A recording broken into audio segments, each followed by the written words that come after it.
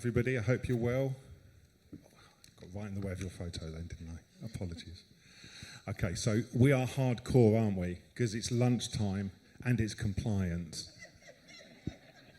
Aren't we? Hardcore. This is the hardcore group of people. Dinah, I can see you laughing. Lovely I love your smile. Dana James sitting in the front row. You will all be moving about, by the way, so don't just sit back and go, yes, it's fine. Okay. Lunch will be coming. That's the first thing. You haven't missed out on lunch. Lunch will still be coming, so wait for the sandwiches. Okay, there will be lunch on its way. But this is one of the important things we do in these lunchtime sessions. We don't want people to miss out and worry. My name is Andrew Jacobs. I'm an independent consultant. Somebody described me as a learning strategist once, which I quite like as a name. But it's not about me. I'm here just to facilitate for this session today. Really pleased you're here. I'm really pleased to get this session as well. This time last week, I didn't know I was doing it. So there we go. Had brilliant conversations with Jonathan yesterday about this though, and I'm really looking forward to seeing how we can take this forward. So our speakers today, I will get them to introduce themselves in a moment. But we're looking at, well, what can we do differently in terms of compliance and mandatory training? I have a real issue with mandatory training. I've done that. I've gone into meetings and gone 93% completion rate, 78% happy, and gone, aren't we good? And I've had finance people look at me and go, do we care? Been there, done it, bought the t-shirt. So, we're not just going to go through slides today. This is a very interactive session. This is a workshop. Just warning you. You're going to have to work and get some lunch. That's the reward you'll get at the back end of it. Jonathan, introduce yourself. Good afternoon. My name is Jonathan Gray. I'm a change and design manager within Lloyd's Banking Group. I have been with the organisation for 24 years now, which is incredible. I know I don't look it. And I've been in learning for 20 of those years and learning design for the latter 10 or 15. So I have been in charge of the mandatory training curriculum for Lloyd's Banking Group for the last 2 to 3 years.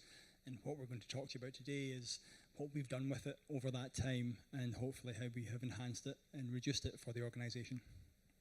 Fabulous. Thank you very much. Caroline.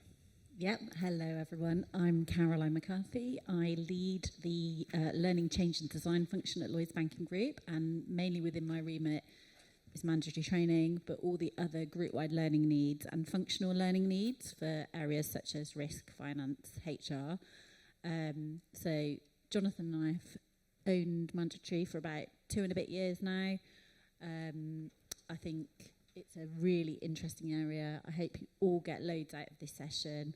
I've got a similar career path to Jonathan, so been in the bank about 23, 24 years, 20 years of that in learning and development. I started my career as a branch manager on the grad scheme, so I do have some of that real world experience as well. So yeah, I hope this session is really rooted in practicality for you, rather than just theory, and hence why we'll be problem solving together a little bit later in the session. Thank you. I realised yesterday that I used to work in the Halifax when it was a building society in 1987, who are now part of the Lloyd's Group. So actually, I'm tied in somewhere with the compliance training. I managed the compliance training in bank branches where there was competitions between different groups to see how quickly they could complete it and get 100% on the quiz. And the guys in the office actually had a little list with their times on it. Somebody managed it in 1 minute, 21 seconds. This was floppy disk training, by the way. You know, the 3D printed save icon, that was the thing. Stuck it in there. It was text-based only. Things have moved on, and they need to move on. Compliance training and just the nature of it, it's the thing that people in organisations fear. It's the thing that managers just want out the way and done. And we don't necessarily understand it in terms of the context of the organisation and the wider impact that if we don't do it, it goes badly. So, are we going to workshop first or are we going to slide first?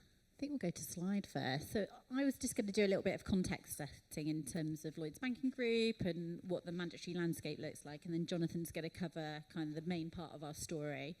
So you are hardcore because not only are we talking about compliance and it's lunch, but we're also talking about banking. So Lloyd's Banking Group covers a number of brands: Halifax, Lloyd's Bank, Scottish Widows, C&G, MBNA, Lex Auto Lease. So a huge conglomerate group. We've got 60,000 employees, and on top of that, 10 to 20,000 non-perm workers at any one point. Being banking, we're highly regulated.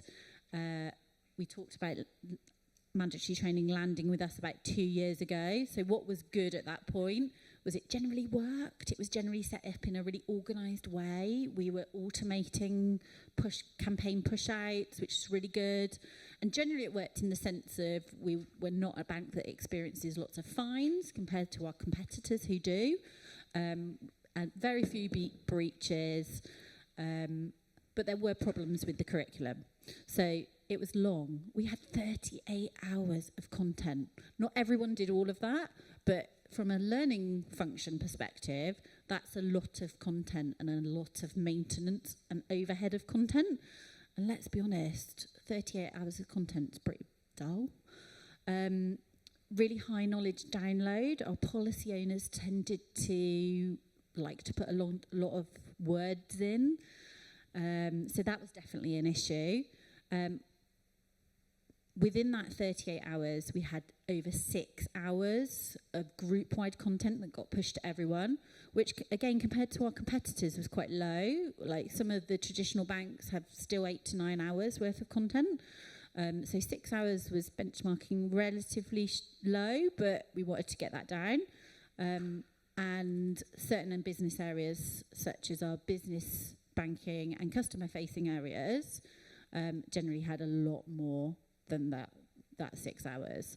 So a huge overhead in terms of productivity. So our challenge was really how could we improve the colleague experience?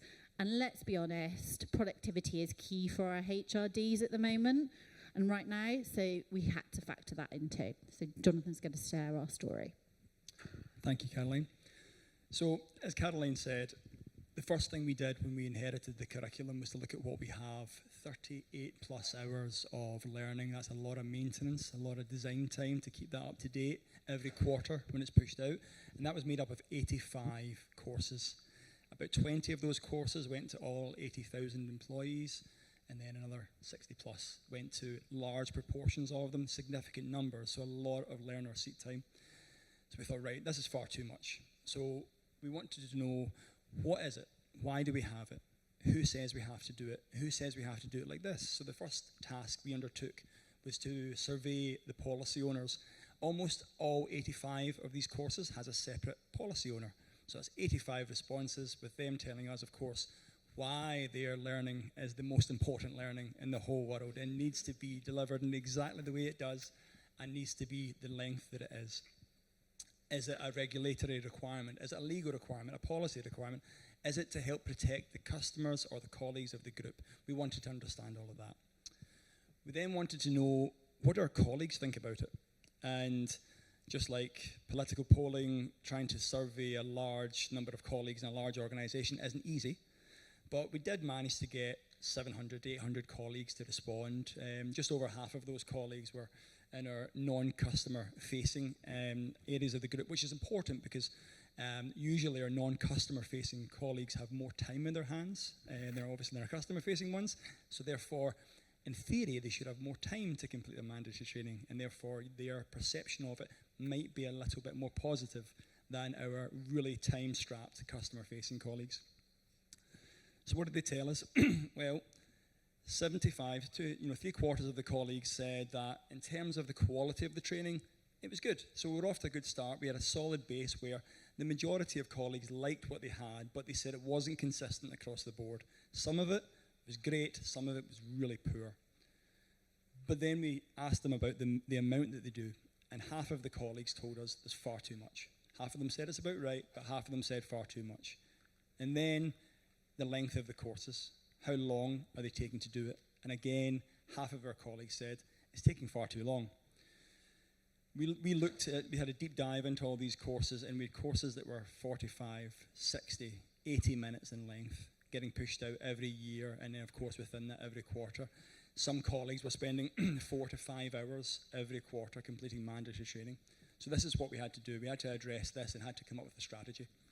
The strategy off the back of the surveys with the policy owners and then with the colleague survey was to look at how we can streamline the curriculum, how we can improve the colleague experience, and how we can offer colleagues choice. And I'll elaborate a little bit on what each of those means. So one of our first actions was to create and tighten the principle for incorporation.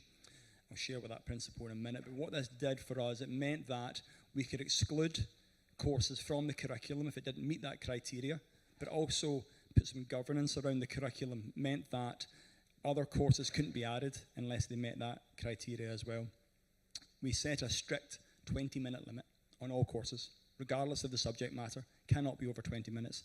This was really difficult, as you can imagine, and we had to get a lot of help from a lot of senior leaders in order to achieve that, and I'll come on to that as well.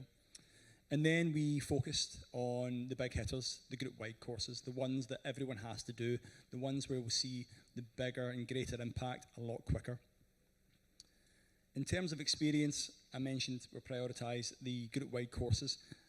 We also had to meet with every single one of those 85 policy owners to really do that deep dive, but also challenge their way of thinking, challenge how they deliver their courses, and really show them what good learning can look like. So this involved reducing the amount of content in them. It also involved rebranding and redesigning the content to make it more engaging, more interactive, using different media types to really grab the learner's attention, and most importantly, the learner retention. And then the other thing we did was we wanted to create a site where all 80,000 colleagues in the organisation could go to understand what mandatory training is, what they get, when they get it, why they get it, how long it takes to do, because that wasn't visible at the moment, at that time. At that time, they just got it into their email inbox. At the start of every quarter, they have to go on to our LMS, which is Workday, and they have to complete it. Now they know in advance what they get, when they get it, and how long it takes. And the third part was choice. We were not long off the back of the pandemic, where so many people were working from home.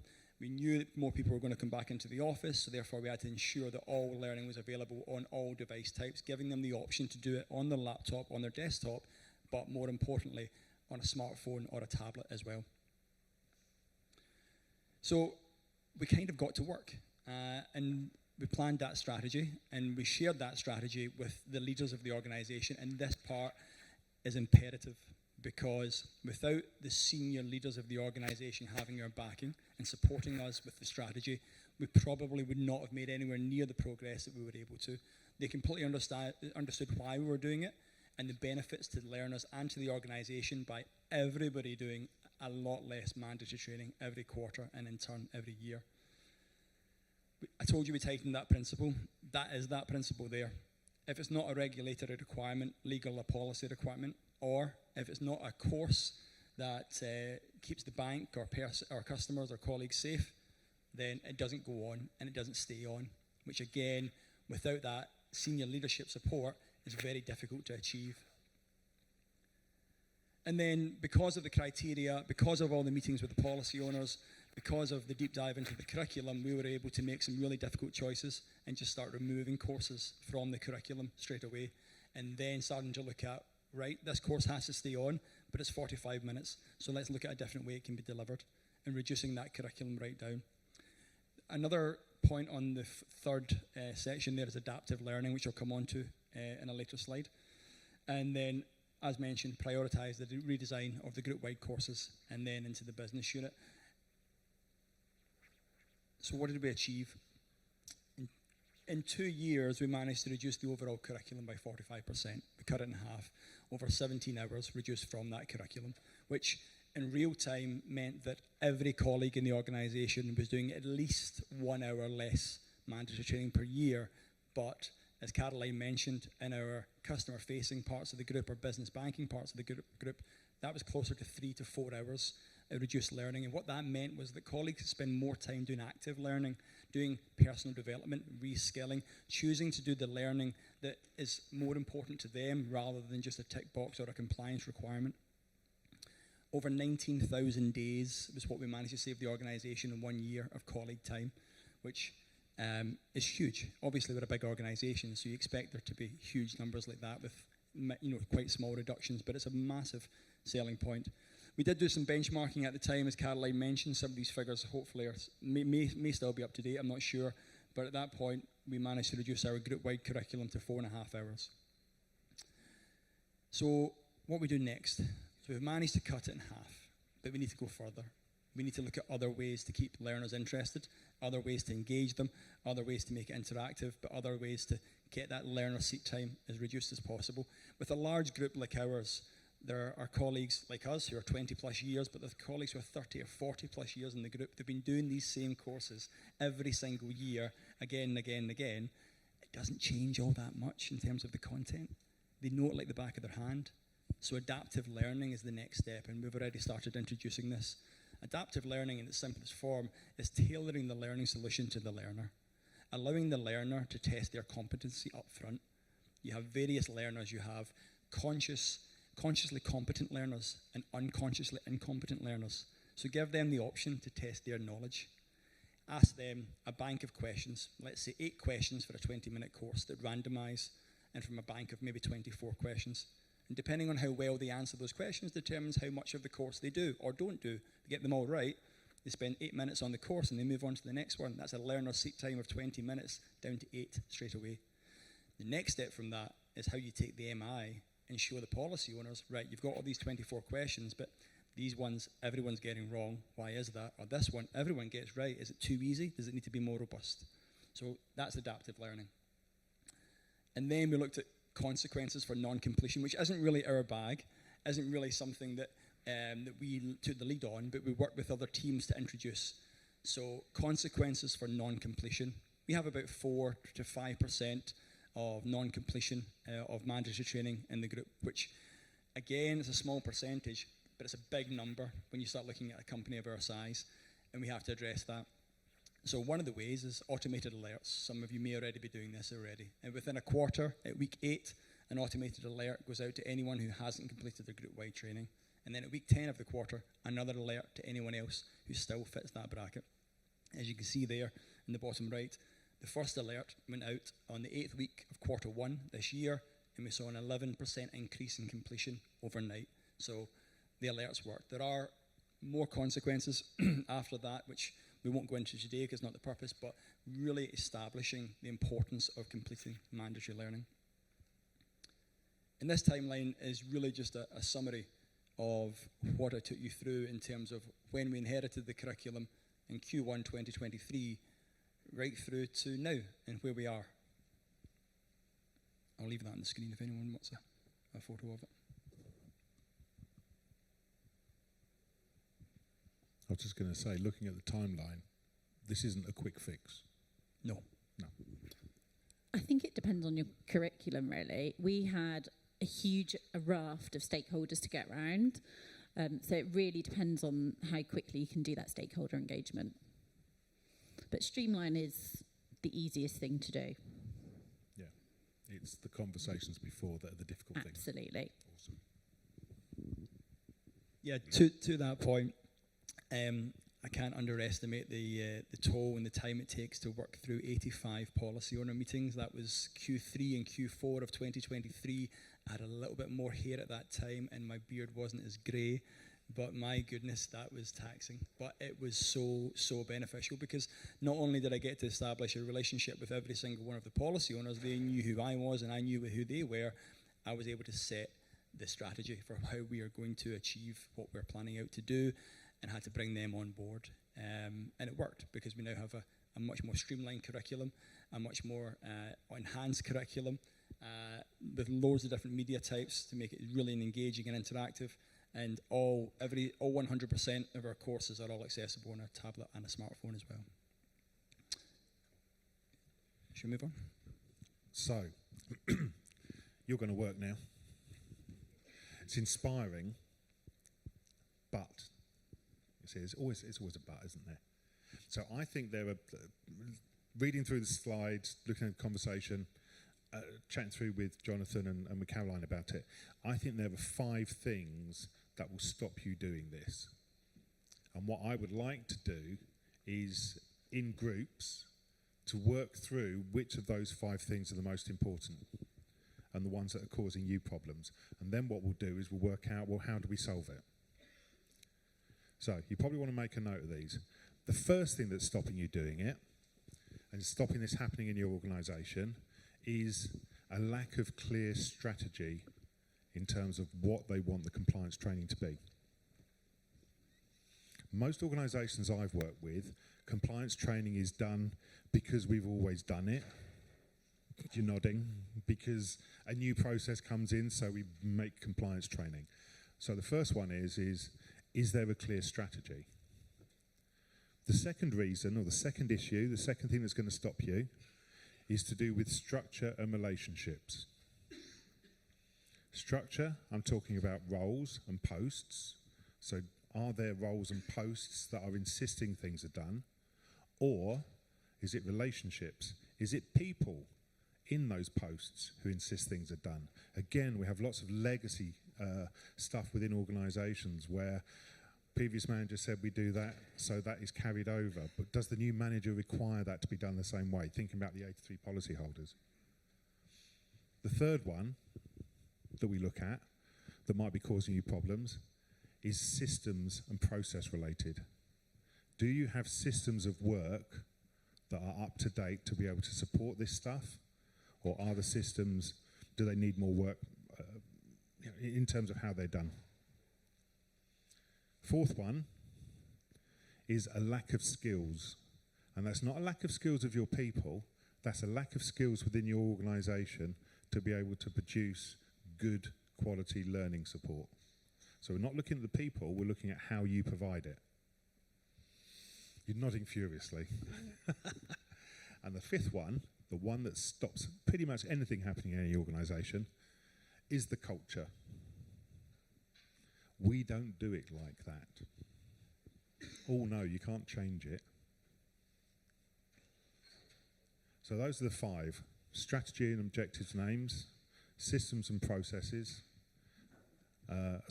structures and relationships, systems and processes, skills, behaviours, attitudes, and then lastly culture.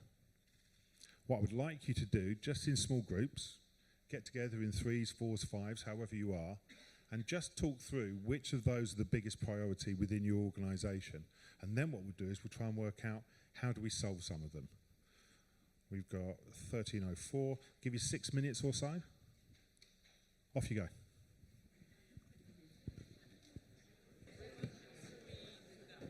Okay.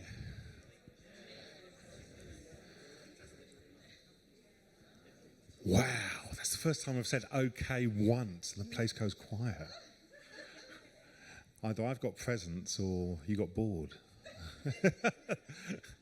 Your conversations weren't boring. I was wandering around and listening, as were Caroline and Jonathan as well. We've got the microphones. We want to know what your problems are. So, who would like to tell us what the problems are?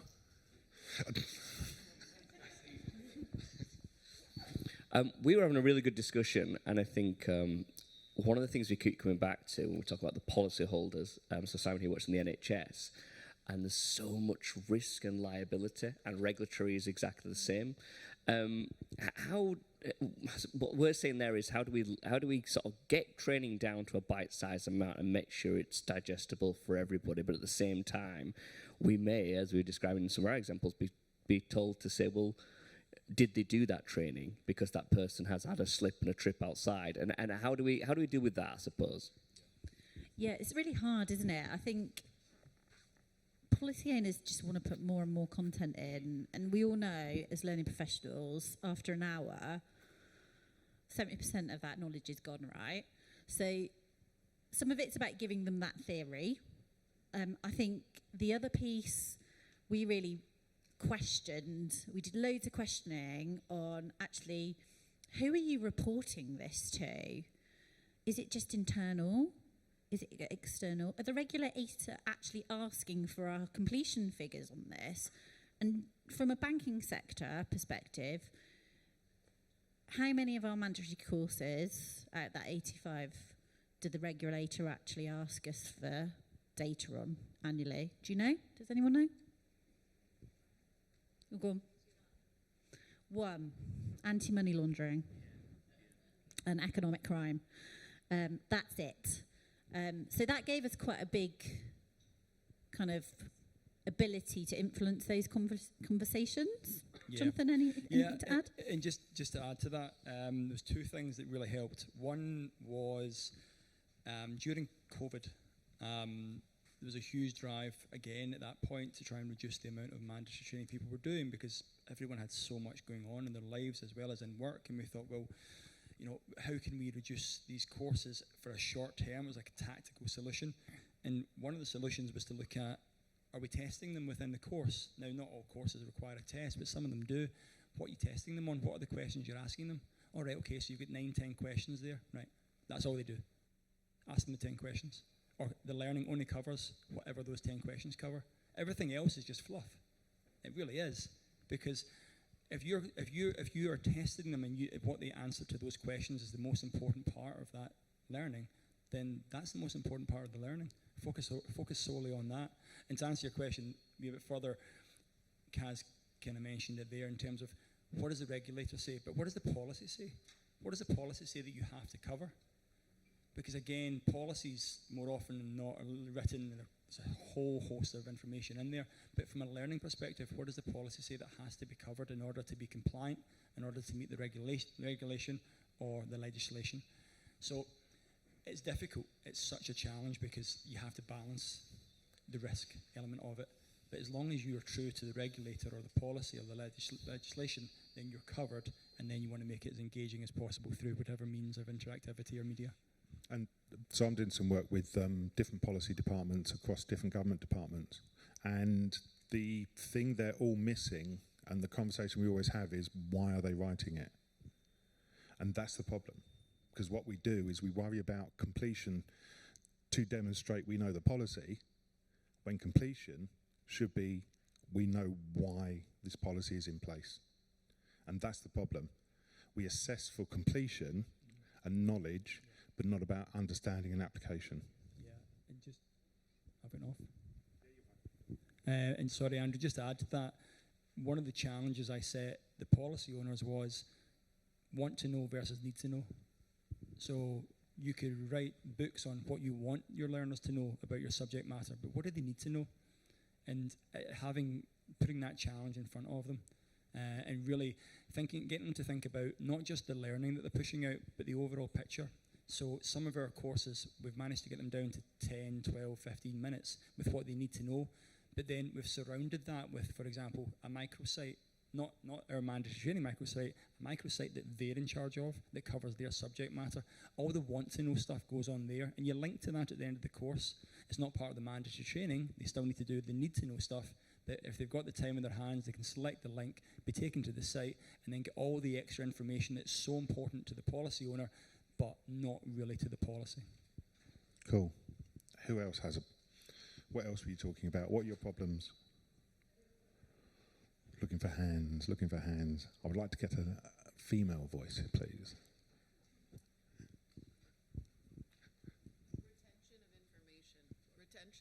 Retention of information, particularly when it's boring. Retention of information, particularly when it's boring. Okay. I think Jonathan's covered some of that in terms of stripping down want to know, need to know, creating resources that people can go to, and actually making sure, like, part of the piece of mandatory is so that if someone hits an issue, they know where to go to when they in the flow of work. Mm-hmm. So making sure that's available. I think what we try to encourage with our learning designers is to make the experience more than just a knowledge download as well. So we put scenarios in, we put real world scenarios in, so things that would crop up in the flow of work. Jonathan, do you want to add? Yeah, exactly that. I was going to be cheeky and say don't make it boring, but it's true. I was talking to some of the audience over there about, regardless of how dry the subject matter might be, there's always a story behind it, whether that is economic crime and sanctions or fraud. Well, there's always stories about someone who has committed fraud or committed sanctions. How can you bring that to life? talking about inclusivity within the organisation and how we treat our customers. Well, there's stories about how we've let customers down. Bring that to life through storytelling, make it emotive and relatable for colleagues so they can actually think, right, okay, wow, that's why it's so important. It's dry subject matter, but you can really bring it to life through storytelling. We did photo stories. So you create an 8-frame photo story, like those teen romance things. And you create an 8-frame one about what's happened to someone. And then you ask the question, so what's the policy failure here? And get people to peer assess. So this cohort assesses the last cohort. And the other way around. This cohort will assess the next cohort. The last cohort assesses this cohort, etc. There's ways you can do it that makes it not boring. Yeah, and actually we've kind of, like, the latest health and safety module we've done has really taken tongue-in-cheek humour and kind of gone, we know this is really boring, so we're gonna actually slightly take the piss out of that. So the whole module is 8 minutes long, and it totally does that. It takes the mickey out of the fact that health and safety is a really dry, boring topic, and tries to make it a little bit more fun by taking the mickey out of it. I think the other piece that really stands out for me recently is so we all have to wear lanyards at Lloyd's Banking Group. We're quite risk adverse, and our head of cyber basically pretended to be a private investigator to check who's going through the building, turnstiles, and without their pass on, and it was like a private investigation video. So that was really impactful and quite funny. We had hidden cameras, and he attempted to tailgate through, past colleagues into through security gates, and he managed to successfully at one point as well. And again, it was just really interesting for learners, especially we use our own office spaces, which again makes it relatable. And just onto the health and safety one, we shoehorned a very clever acronym of Safety, Health and Wellbeing Now, which is Sean for short, of course. So Sean is our character, but he's very funny, and he really brings life to health and safety, which isn't the easiest thing in the world to do. Awesome. We haven't got time for any more questions. However, you two guys are hanging around, aren't you? What they haven't told you is they're desperately looking for people to benchmark with. They're desperately looking to find out who is dealing with issues, the kind of problems you've got, and so that they can get a sense and understanding of what's going on. So if you still have issues, go and see them. One, because they can show you what they've done, but two, they can find out how well you're doing what you do as well. Thank you, guys. There's lunch over there, so you can go and help yourselves. Thank you for your time, everybody, and thank you for putting some time out for compliance. Really? Thank you. Thanks, Well everyone. done.